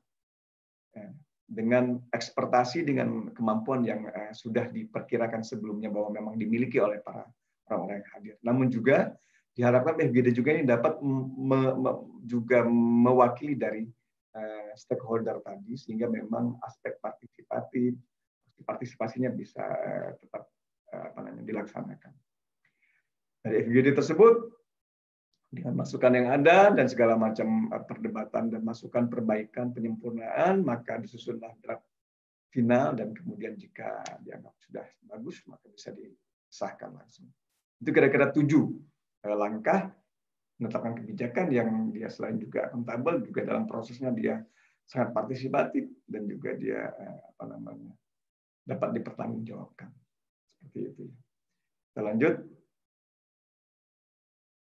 Nah, kembali tadi kebijakan publik, sekarang kita kembali sebentar, kita melihat pengaduan. Dari pengaduan-pengaduan yang masuk, katakanlah sudah selama yang kita alami di lapangan, itu setidaknya ada 3 tipologi penyelesaian pengaduan. Pertama, pengaduan yang bisa diselesaikan langsung saat itu juga oleh oleh staf penerima aduan atau operator atau front office-nya dari pelayanan pengaduan. Ini biasanya berkaitan dengan permintaan informasi atau klarifikasi terhadap sesuatu, kemudian beberapa hal yang lebih sederhana yang bisa diberikan langsung informasinya, dan kemudian si pengadu atau peminta informasi bisa dengan cepat terpenuhi keinginannya dan dia bisa dipuaskan. Ini yang diselesaikan secara langsung. Kemudian ini persoalan yang diadukan lebih berat dan dia harus diselesaikan hanya bisa dengan anggaran di APBD. Ini biasanya lebih besar, menyangkut sarana-prasarana atau menyangkut bukan sarpras tapi misalnya peningkatan kapasitas yang juga membutuhkan biaya yang lebih besar. Misalnya pengaduan berkaitan dengan mungkin sarpras yang rusak atau kerusakan lingkungan, penggundulan hutan misalnya, kemudian longsor, tanah longsor dan sebagainya. Yang memang membutuhkan dana yang cukup besar sehingga dibutuhkan memang kebijakan kegiatan dan anggaran atau alokasi anggaran dalam APBD. Untuk membangun jembatan membangun sengket atau dam, dinding penahan longsor misalnya, atau membangun drainase, sanitasi dan sebagainya. Dan yang ketiga adalah sistem yang pengaduan-pengaduan yang memang harus dibikinkan peraturan yang mengatur soal itu dengan yang lebih mengikat. Yang bisa peraturannya bisa perda, bisa perkada, apakah itu bupati atau wali kota, bisa berupa SK-SK, SK kepala daerah maupun SK kepala dinas, SK kecamatan, mungkin juga SK desa, gitu dan sebagainya. Jadi memang sesuatu yang memang diberi aturannya. Soal zonasi misalnya kan sekolah itu perlu aturannya. Soal apa namanya kebijakan pengurangan sampah dan pengelolaan sampah mungkin butuh kebijakan yang lebih komprehensif. Kemudian misalnya soal perlu juga pendidikan, sistem pendidik, bagaimana daerah akan menciptakan pendidikan unggulan mungkin butuh peraturan yang lebih komprehensif dan mengikat. Juga misalnya kegiatan-kegiatan berkaitan dengan kegiatan usaha yang bisa berdampak pada kerusakan lingkungan juga mungkin membutuhkan peraturan-peraturan yang lebih mengikat, yang lebih bersifat mengikat tidak cuma ASN tapi juga ke masyarakat, sehingga misalnya butuh perda seperti itu. Oke, jadi 3 yang secara langsung dan yang butuh kebijakan anggaran di APBD maupun yang butuh sebuah peraturan yang lebih mengikat, baik di tingkat unit, di tingkat satkernya maupun di tingkat daerah. Baik, lanjut. Kita lanjut. Halo. Ya. Operator. Ya. Nah, bagaimana caranya agar kita bisa mengubah pengaduan tadi menjadi feedback, menjadi usulan untuk kebijakan di daerah, maka ini tantangan. Yang pertama adalah kita identifikasi permasalahan pelayanan publik berdasarkan data atau jumlah aduan. Aduan itu kalau 1 tahun kita tahu nih kira-kira mana yang paling banyak diadukan, mana yang paling sering biasanya soal KTP elektronik, kalau lagi musim hujan soal hujan dan sebagainya, soal banjir dan sebagainya. Mana yang paling sering, mana yang paling banyak. Itu juga bisa jadi. Atau mana kira-kira aduan-aduan yang bersifat berkala. Oh, kalau musim kemarau sangat banyak aduan yang mengenai kualitas air pump. Juga aduan soal kekeringan, juga aduan soal kebakaran. Musim hujan aduannya soal banjir, soal puso dari pertanian dan sebagainya. Pada saat musim menginjak musim bulan puasa dan Ramadan, maka aduan banyak soal terjadi terjadi kenaikan komoditas bahan-bahan pokok di pasar maupun yang bahan-bahan yang tidak pokok. Kemudian kalau soal ini lagi dalam masa Lebaran atau Natal itu akhir tahun, maka arus mudik dan arus balik yang demikian membuat kemacetan permasalahan tertentu. Jadi beberapa itu kita cek permasalahannya, apakah permasalahan itu yang paling sering diadukan, paling banyak aduannya, kemudian mungkin ya masalah-masalah yang berkala atau masalah yang memang tidak selesai bertahun-tahun. Jadi setelah 4 tahun kok aduan ini terus ya tidak hal yang sama diadukan yang tidak selesai. Nah, hal-hal ini kita perlu sudah mengatasinya dengan lebih sistemik. Tidak cuma dengan temporer dengan cash program, tapi memang sudah sistemik. Apakah itu melalui alokasi anggaran di APBD, apakah perlu dibuatkan peraturan khusus yang mengatur tentang hal itu. Yang pertama. Jadi bisa Anda lihat mana yang paling banyak, paling sering, berkala, yang tidak selesai-selesai, yang membutuhkan uang besar, dan sebagainya. Yang kedua, jika kita sudah tahu, sudah kita identifikasi dari aduan yang masuk ke kita lakukan analisa sederhana saja, kira-kira apa dampak masalahnya jika hal tersebut tidak diselesaikan. Bisa dampak ekonomi, bisa dampak sosial, bisa dampak lingkungan, bisa dampak terhadap pendapatan masyarakat, bisa dampak terhadap akses kepada pendidikan dan kesehatan dan sebagainya. Silakan analisis sederhana. Kemudian dari analisis sederhana tersebut, kira-kira Anda sudah bisa kira-kira program atau kegiatan atau peraturan apa ya yang bisa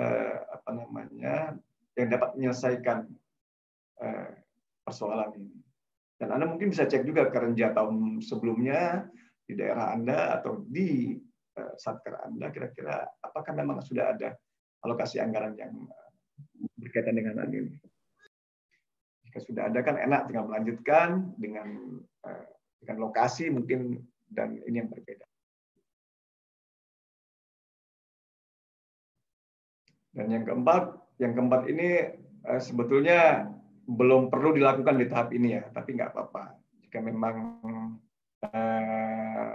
bisa Anda mulai langsung lebih detailkan lagi kira-kira sasarannya di mana, targetnya, lokasinya di mana, dari manfaatnya siapa, kira-kira jumlah anggaran yang diperlukan kira-kira sebanyak apa, dan sebagainya, dan berapa lama durasinya. Jika itu sudah dilakukan, maka usulan tersebut dapat Anda konsultasikan dengan pimpinan Anda untuk dimasukkan ke dalam proses perencanaan penganggaran tahunan atau bisa masukkan dalam perencanaan Anda.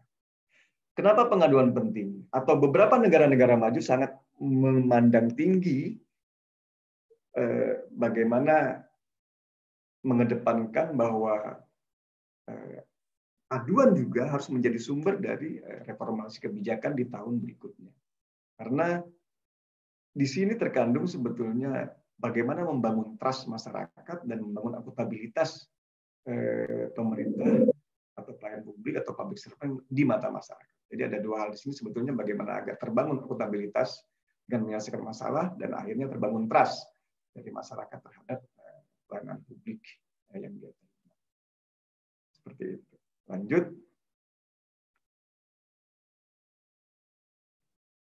Oke, ini nanti. Oke, secara sederhana, jika kita sederhanakan sekali yang tadi, langkah-langkah tadi, kira-kira Anda punya masalah, Anda cek pengaduannya, masalah pengaduannya apa nih yang paling sering, atau apakah paling sering, apakah paling banyak, tidak selesai-selesai, membutuhkan biaya besar, dan sebagainya. Pecahkan dalam 5W1H. Apa masalahnya, di mana, kapan terjadinya, siapa yang terdampak, atau apa namanya, siapa yang melakukan, dan siapa yang terdampak, gitu kan. Dan bagaimana kira-kira tahapannya, kronologi yang terjadi dari masalah tersebut. Dijelaskan sehingga betul-betul pada saat membaca paham betul, oh ya ini masalahnya, ini dampaknya, siapa sih yang terlibat, dan bagaimana kira-kira perkembangan dari masalah ini. Kemudian Anda juga Anda yang kedua, jika itu sudah, Anda analisa masalahnya, kira-kira dampaknya apa, bisa dampak sosialnya, dampak lingkungannya, kemudian dampak ekonominya, bisa juga dampak terhadap aksesibilitas masyarakat terhadap kesehatan kah, terhadap pendidikan kah, dan sebagainya. Atau hal yang lain lagi, cek dampaknya kira-kira. Dan kemudian yang B, sebab-sebabnya apa? Sebab-sebab yang ada di lingkungan UPD kira-kira yang membuat hal itu tidak selesai, apa saja kira-kira? Apakah memang selama ini kurang tanggap, atau tidak tahu, atau selama ini belum tampak, tidak tergali, sehingga tidak bisa, dan sebagainya. Dan ini bukan eksternal, tapi eksternal, maaf ini kurang K. Dampak eksternalnya apa? Eksternalnya di luar lingkup OPD, ini bisa jadi dia ada di masyarakatnya sendiri. Oh ya, masyarakat buang sampah sembarangan. Oh ya, masyarakat kurang kesadaran. Oh ya, masyarakatnya apa namanya, tidak peduli terhadap lingkungan sekitar, dan sebagainya. Bisa juga dunia usaha, bisa juga masalah lingkungan, dan sebagainya. Ini eksternal. Jika Anda telah, jadi yang pertama Anda dapat masalahnya, yang kedua Anda analisa dampak dan sebab-sebabnya, yang ketiga, kira-kira solusinya apa? Solusi ini tadi bisa dua, kalau kebijakan setidaknya ada bisa berupa, apakah berupa peraturan, apa berupa anggaran, alokasi anggaran di APBD. Kira-kira, oh solusinya ini dibutuhkan aturan yang mengatur ini. Atau, oh ini butuh alokasi anggaran di APBD. Atau, oh ya ini butuh dua-duanya, dia butuh peraturan untuk mengaturnya, dan juga butuh alokasi anggaran untuk melaksanakan beberapa perbaikan. Sarpras dan sebagainya, atau memberikan bantuan yang namanya untuk peningkatan kapasitas masyarakat, ataupun juga untuk dan sebagainya. Dan yang keempat, kira-kira dari solusi tersebut Anda bikin kira-kira rencana aksinya seperti apa saja, sehingga memang betul-betul nanti kelihatan bahwa solusi itu akan dapat dijalankan. Itu kira-kira bagaimana mengubah pengaduan menjadi feedback, menjadi basis dari perumusan kebijakan di tahun berikutnya.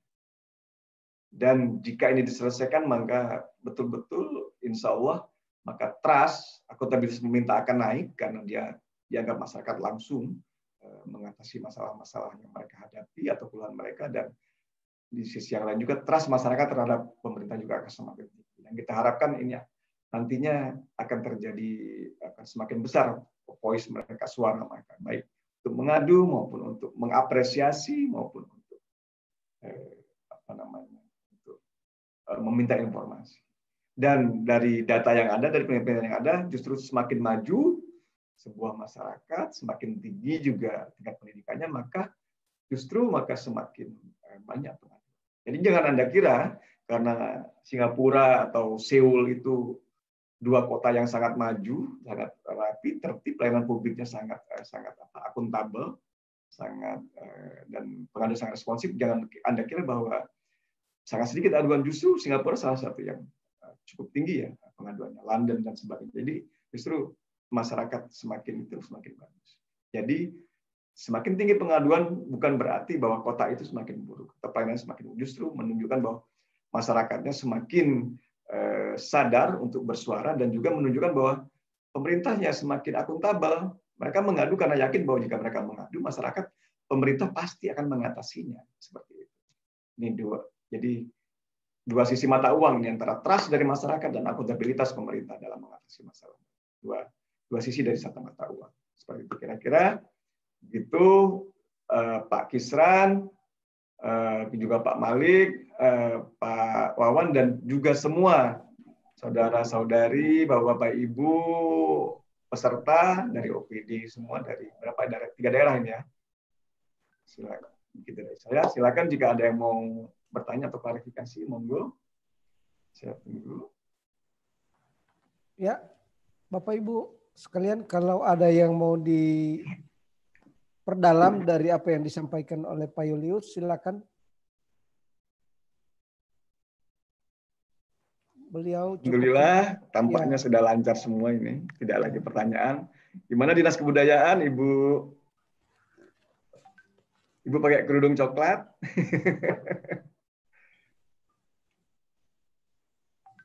Ada Dinas Kebakaran, ini juga Dinas Kebakaran banyak diminta ya. Sekarang kalau ada ular, ada buaya, ada apa, itu juga biasanya Dinas Kebakaran yang diminta untuk menyelesaikan masalah.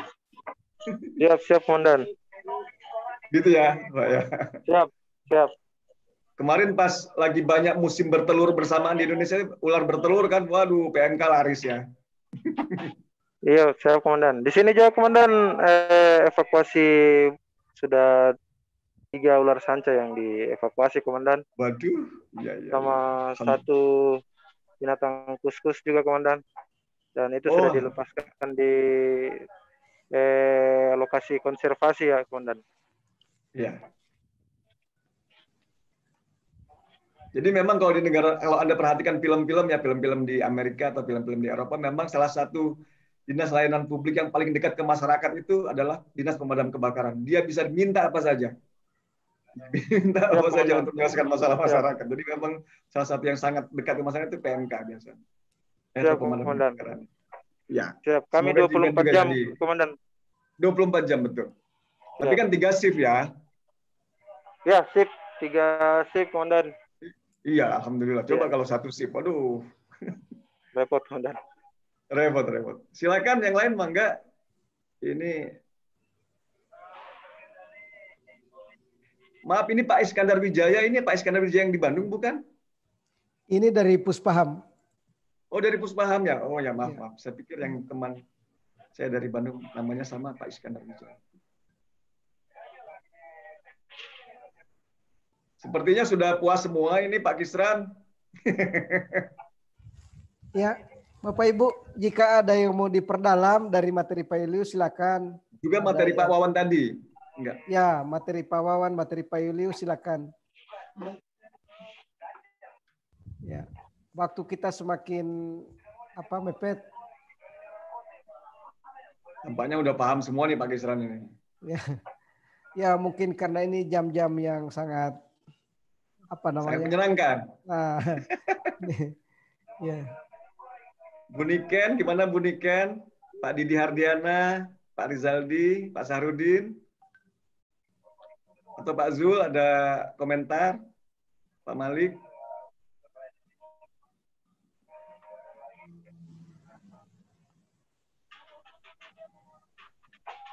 Nampaknya sudah paham semua. Alhamdulillah ya. Saya senang sekali. Ini ada chatnya, ada chat. Tidak ada pertanyaan dari chat ya? Oh tidak ada ya? Tidak ada Bang. Ya. Tampaknya sudah. Bapak Ibu, saya ingin memastikan lagi, mengingatkan kembali untuk mengisi absen yang belum mengisi dan mengisi ini post-test sekarang. Tadi di awal kita sudah mengisi pre-test.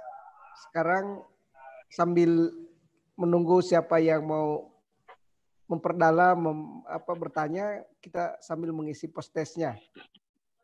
Mungkin ada tambahan dari Pak Wawan?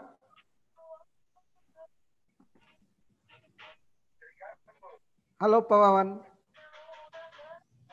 Halo Pak Kisran, ya Bapak Ibu. Mungkin ya. Ada tambahan. Ya, secara umum sudah disampaikan oleh Pak Julius. Hanya memang tadi Pak Julius memperjelas soal perlunya analisis ya di tingkat unit pola pengaduan. Jadi pengaduan yang disampaikan masyarakat itu sebaiknya juga dilakukan analisis untuk kemudian dijadikan telaah ya, bahan telaah untuk kita sampaikan kepada pimpinan, baik di level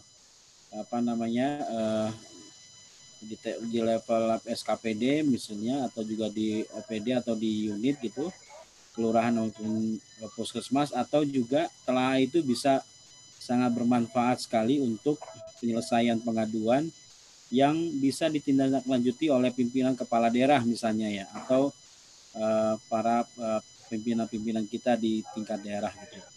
Nah itu pentingnya karena apa? Karena kita yang unit lah yang tahu kondisinya. Kemudian juga barangkali ada strategi atau juga metode yang bisa disampaikan oleh aparatur di unit untuk bisa solusi dari atas masalah yang sudah sering disampaikan masyarakat terkait dengan pengaduan tertentu gitu ya. Nah itu poinnya sih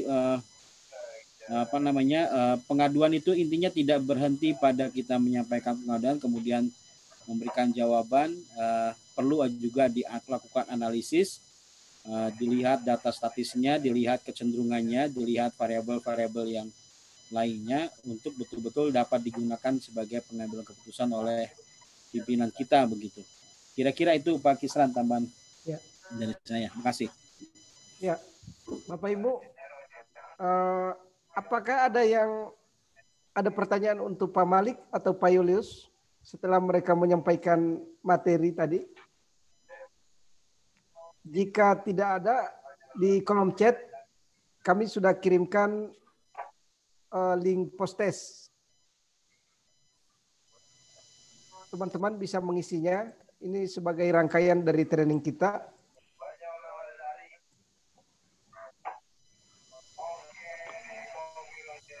Silakan Bapak Ibu. Post-test ini penting sekali sebagai rangkaian dari tahapan kegiatan kita. Di awal tadi kita sudah mengirimkan juga pretest. Nah, sayang sekali peserta kita sekarang itu semakin menyusut, banyak yang lab. Kalau tidak salah ini tinggal 24 orang. Ya, silakan Bapak Ibu mengisi post-testnya Bapak Ibu ya.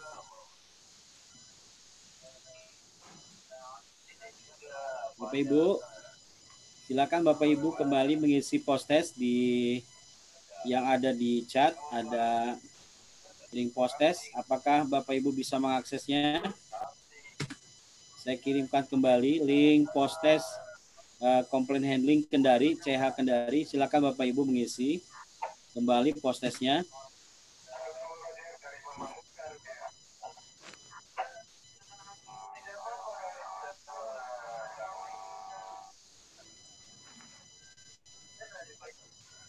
Silakan Pak, silakan Bapak Ibu diisi post-testnya.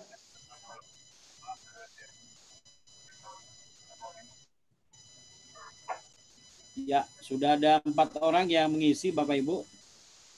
postesnya, silakan diisi kembali Bapak Ibu. Wawan, saya tidak bisa melihat ada berapa yang sudah mengisi atau ada 4 Pak Kisran. Apakah masih kosong atau sudah ada? Ada 4 Pak Kisran. Ya. Iya, 20 lagi. Ya. 20 lagi teman-teman.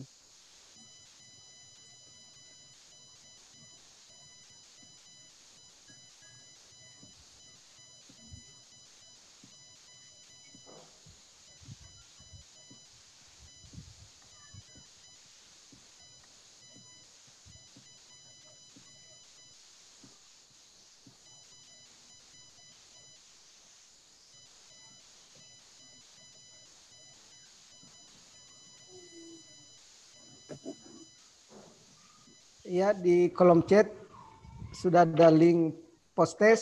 Silakan Bapak Ibu diisi. Waktu kita sudah menunjukkan pukul 16.15. Terima kasih atas keikutsertaan dan semangatnya teman-teman.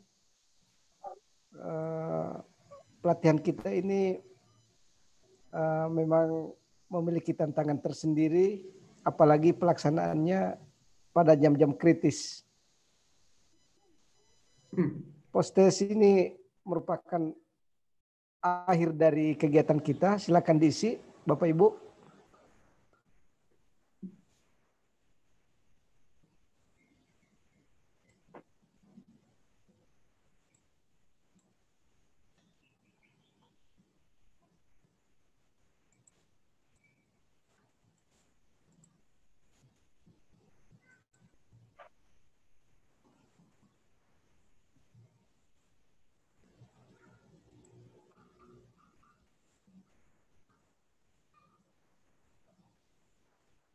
Ya.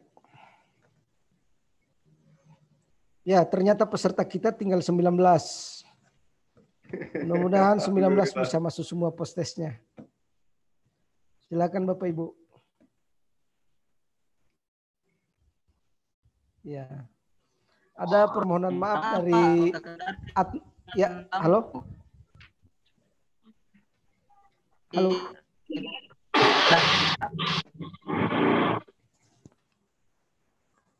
Putus-putus, Pak. Pemadaman listrik, Pak. Sebagian kota Kendari. Oh, ya, pantesan. Ya. Oh. Pantesan pada off. Ya. Iya, Pemadaman Pak. listrik. Iya. Jadi rata-rata OPD mengandalkan ini Pak, jaringan wifi kantor. Ini Indonesia Timur. Iya, tentu saja lah. Ya. Nggak ada yang lain kan. Nggak bisa exit kita. Nggak ada pilihan. Ya, Pak. Exit jadi voice ya Pak Yus. Iya. Nggak bisa Iya, exit ini. Iya. Baik, update terakhir teman-teman. Bapak Ibu peserta ada berapa ini yang sudah input? Alhamdulillah sudah di angka 6 Bapak Ibu. 6 ya. Waduh, yang tadi ada 30-an tuh yang pretest. 20-an ya. Ada 35. Iya, ini ada 6 Bapak Ibu. Silakan Bapak Ibu mengisi kembali. Ada kita saja nggak apa-apa. Silakan Bapak Ibu. Udah 7, ya. 7 Pak yang masuk nih dari Ibu Wulan Supiani terakhir tuh. Pak Nuryadi, Pak Zulkar Nairali, ada Pak Sahrudin sudah, Gracilia sudah, Rizaldi sudah, Nasya juga sudah, sama Ibu Wulan Supiani terakhir ya. Mungkin kami masih setia menunggu Bapak Ibu untuk mengisi postesnya. Mohon diisi dengan cermat begitu. Pastikan yang diisinya benar begitu. Ya menurut Bapak Ibu benar ya tentunya. Silakan Bapak Ibu. Oke, ada waktu 2 menit lagi Bapak Ibu di angka 15.20 kita akan selesaikan di 15.20. Kami menunggu 2 menit lagi Bapak, mungkin ada dari Bapak Ibu yang menyampaikan postesnya. Monggo kami tunggu Bapak Ibu. Ya, silakan. Ya. Tidak apa-apa, sudah.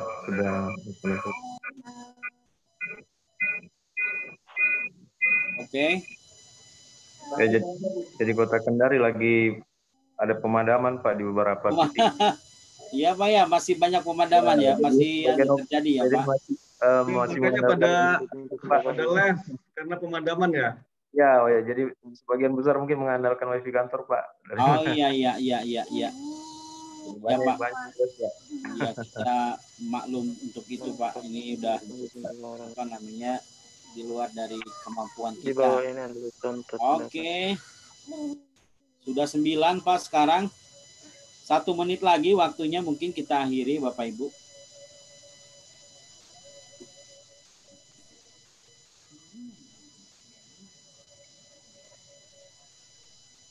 Ya, baik Bapak Ibu, Pak Kisran silakan ditutup acaranya Pak Kisran. Ya baik Bapak Ibu sekalian, postes yang baru kita isi merupakan rangkaian acara penutup. Terima kasih kepada Pak Tiro yang sudah menyelenggarakan kegiatan dua training ini pagi tadi dan barusan ini sekarang untuk training lapor.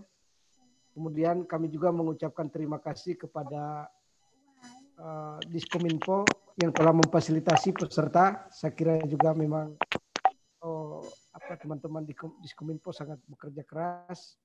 Ya apapun hasilnya ya sudah seperti inilah yang kita laksanakan hari ini. Tentu kegiatan kita hari ini bukanlah yang pertama dan terakhir. Dan tentu langkah-langkah koordinasi kami akan terus lakukan di Diskominfo karena besok juga kita masih ada kegiatan yang kurang lebih sama seperti ini. Bapak Ibu sekalian, mudah-mudahan apa yang disampaikan oleh Pak Wawan maupun Pak Julius ini bisa menjadi pemantik untuk kita terus melakukan pelayanan-pelayanan yang semakin baik dan benar. Sebagai ucapan terima kasih kami sekali lagi mohon maaf jika dalam pelaksanaan kegiatan ini terdapat hal yang kurang berkenan baik secara teknis maupun substansi. Terima kasih kepada Pak Wawan. Terima kasih kepada Pak Julius dan sama Pak Kisran. Ya, yang ada di sini tinggal Pak Sul. Kebetulan Pak Malik kembali ke gugus tugas karena sore ini dia harus lapor.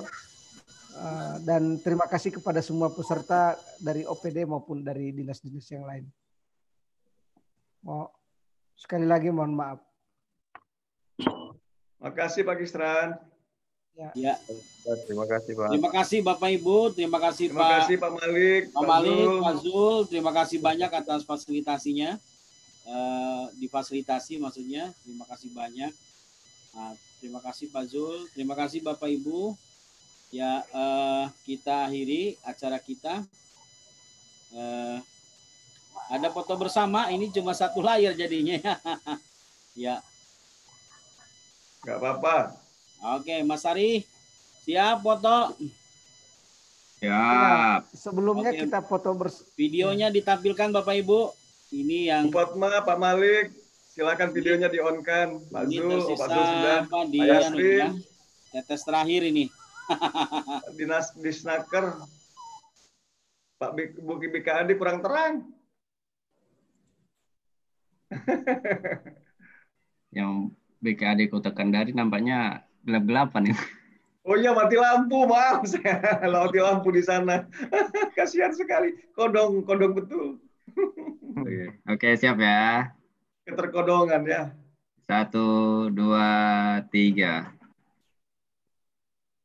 Oke, sudah. Terima kasih Bu Fatma, Pak Zul, Pak Malik, Pak Kebakaran, Bu Nasriyah, Nasirah, Kebudayaan, Wak Suna, Pak Kisran ya, makasih sudah moderatori. Mbak Fatma, Bu Fatmawati, terima kasih. Pak Dishub Kendari, bagus sekali kantornya, besar luas sekali itu. BKAD selamat bergelap-gelapan ya, mati lampu. Kasihan. Ini pemadaman apa bergiliran, Bang. Bergilir ya. Setiap hari iya, pas. mati lampu. Ya, bergilir. Oh, Bu Nasirah juga mati lampu ya?